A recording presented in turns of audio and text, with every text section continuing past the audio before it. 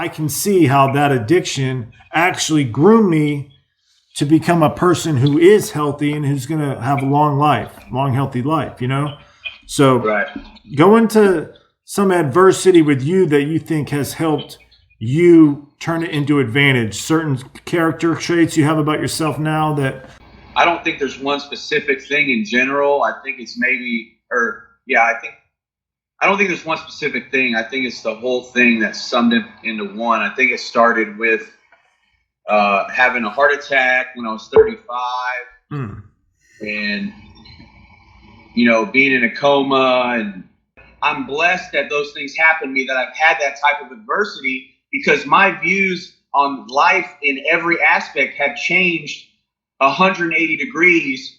And on top of that, not only have they changed 180 degrees, I have more respect for other people's views. So I am proud of the fact that, I hope this makes sense. I'm proud of the fact that not only have my views changed, but I haven't become hardcore in my views. Like, okay, my views changed to this and I believe this, so you have to believe this.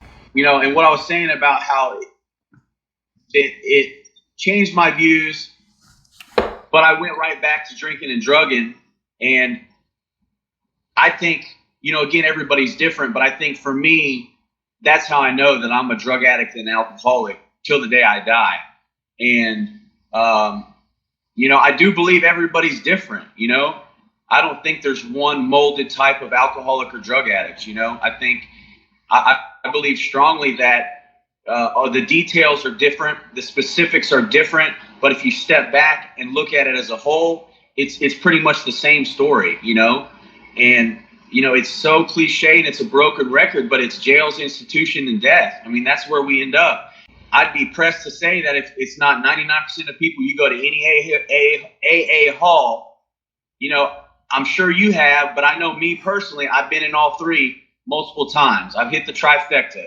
And I'm not saying it's a requirement for that to happen, for you to recover. That definitely was a part of my rock bottom. That's for sure.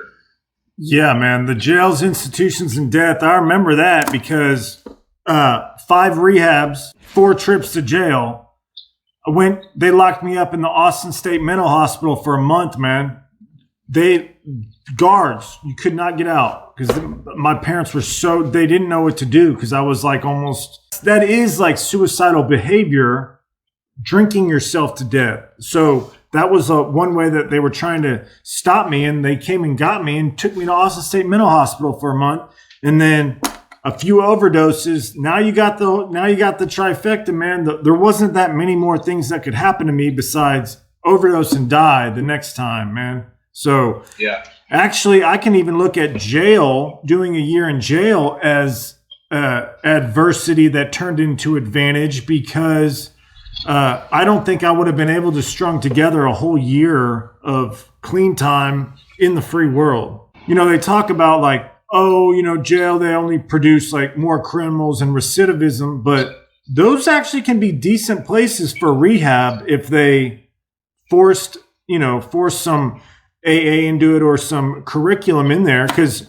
the theory is you can't get drugs inside like a county jail and stuff like that if they do it right. So you really have a lockdown rehab if they did it right. And there shouldn't be so much stigma around addiction, right? Do you have any? Yeah. Go ahead. I don't think the stigma is going to go away. I mean, I think the stigma is always going to be there.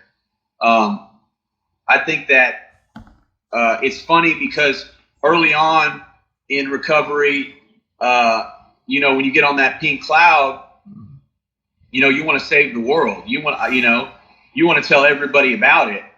But in the real world, I mean, that can actually hurt you. People are gunning for you and helping you, and they want you to succeed. But then what happens when you come up to that? You're with that same person in the running for the same job. You remember talking about that? Yeah, exactly. So like, you got somebody motivating you, supporting you, but then you're up for the same position at your work, and you're in competition with them. Well, all of a sudden they're not your friend, So I just think it's very interesting when you apply all the stuff that we learn, when you apply it to the real world, because you learn tools, you learn how how to recover and cope with problems, I think I've learned over time in my experience that it's time and a place. There's a time and a place for me to tell somebody my situation. Like I'll give you an example. When I was at Austin and we were on the river, right? I was there with one of my friends. We're sitting there on the floats and we're hanging out, just shooting the shit. Guy, I've never met him in my life. Nice guy.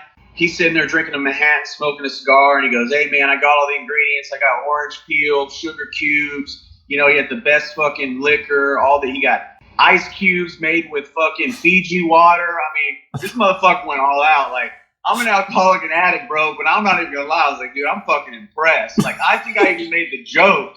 I might have made a joke like, dude. So he goes, "You want me to make you a drink?" And I'm like, "Nah, I'm good." He asked me again something about a beer or something. He's like, "Oh, you want a beer?" I was like, "Nah, I'm good." I was like, "I don't drink." He kept coming up, and he's like, "So you don't drink?" I was like, "No." And he said something about you want to like hit the weed or I don't know, smoke a joint or something. I was like, "Nah, I'm good." I think maybe my friend piped up and said something about like, yeah, he doesn't do anything. Not in a bad way, just the guy kind of kept pressing and he wasn't a dick about it. He's trying to connect. He was trying to connect with you in a way that he knew how. I think maybe he thought that I was being rude or something. I don't know. Maybe I could be wrong. That's, because there was no negative feeling at all that I felt. And so finally he just asked me, he's like, "So you don't do anything?" Oh yeah. And before that, I remember at one point, and I'm pretty sure he was dead serious.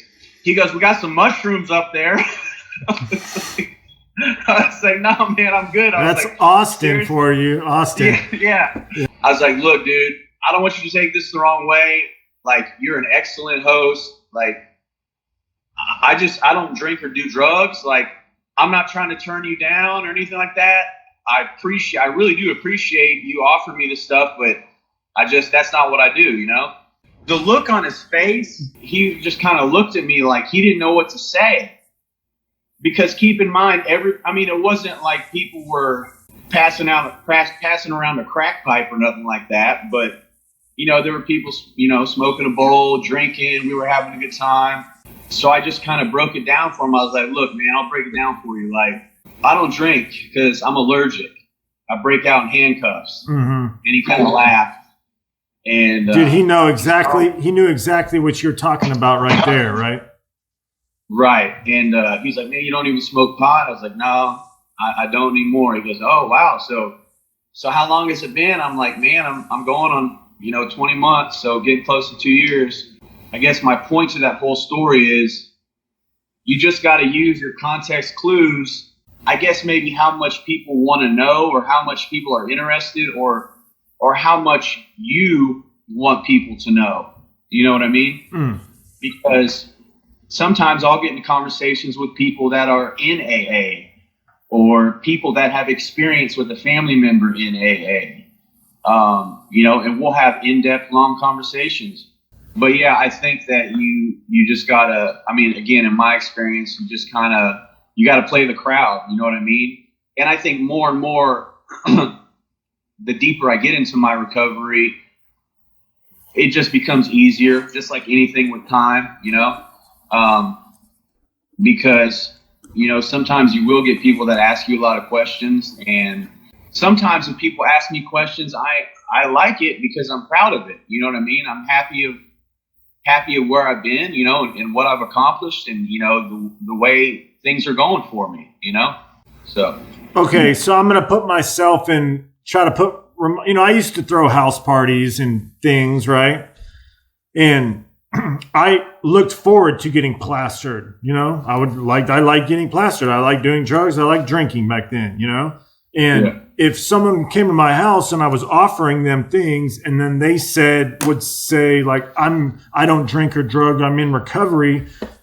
I might have been like, felt like maybe I was, been a bad influence. Do you think there was any of that coming off from him that maybe you killed his vibe? Did you kill his buzz?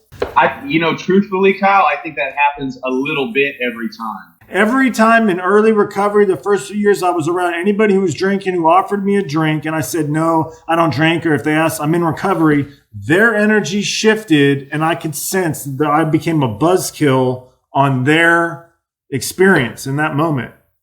Right, yeah. But now there's a difference between saying, I mean, there's a fine line, but there's a difference between being like, no, I'm good, and versus saying, no, I don't drink. You know, because it happens the least amount of times when I'll have to say, you know, I'm in recovery.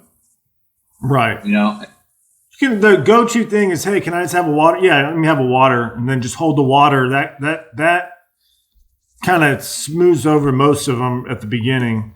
But yeah, I do remember that, man. Like there'd be 3 people, they're like they're kind of buzzing all together, hanging out, drinking. Like, hey, there's a cooler right there. Have one. Come on, hey man, join the thing. And you're just like, you know, I don't drink. And then all 3 of them shrink down. Like, fuck, man, I didn't want to do that. I just go enjoy yourself, please. Why are you looking at me? Yeah. But I think that's just a natural human response. I don't know. Like it still happens whenever I go out, you know, there's a pool place down the street we'll go to. And I feel like every time I go, I think now they know because they kind of know who we are. The classic, hey, let me get you a beer. Let me get you a drink.